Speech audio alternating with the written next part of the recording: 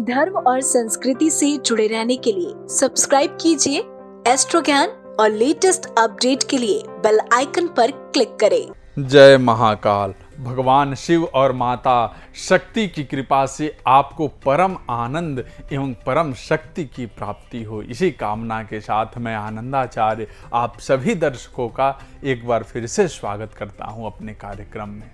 मैं आपको आज बताने वाला हूं कि पितृपक्ष में कौओं को भोजन क्यों दिया जाता है, श्राद्ध पक्ष में कौओं को भोजन देने का महत्व क्या है।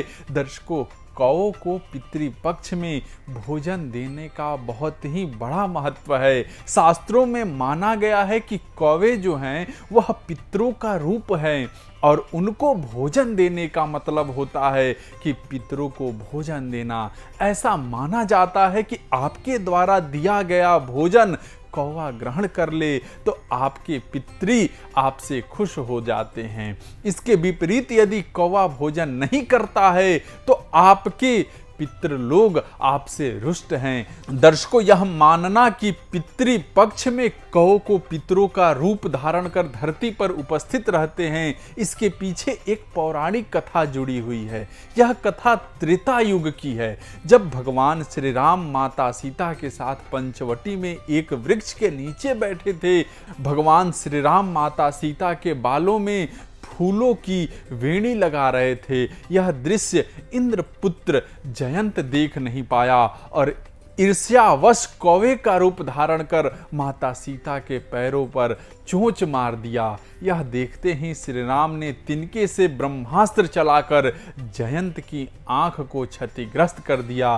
तब जयंत ने अपने कृत्य के लिए भगवान से क्षमा मांगी।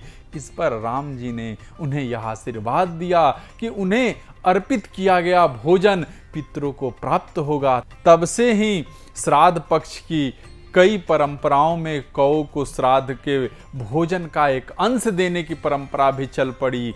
मित्रों, इसके अलावा पितृपक्ष में कौवे को भोजन देने के और भी कई कारण हैं। शास्त्रों में कहा गया है कि कोई भी क्षमतावान आत्मा एक कौवा के शरीर में प्रवेश करके कहीं भी भ्रमण करती रहती है। दर्शकों, धार्मिक मान्यताओं के अनुसार कौओं को देवपुत्र माना जाता है। व्यक्ति जब शरीर का त्याग करता है और उसके प्राण निकलते हैं तो वह सबसे पहले कौवे का रूप धारण करता है।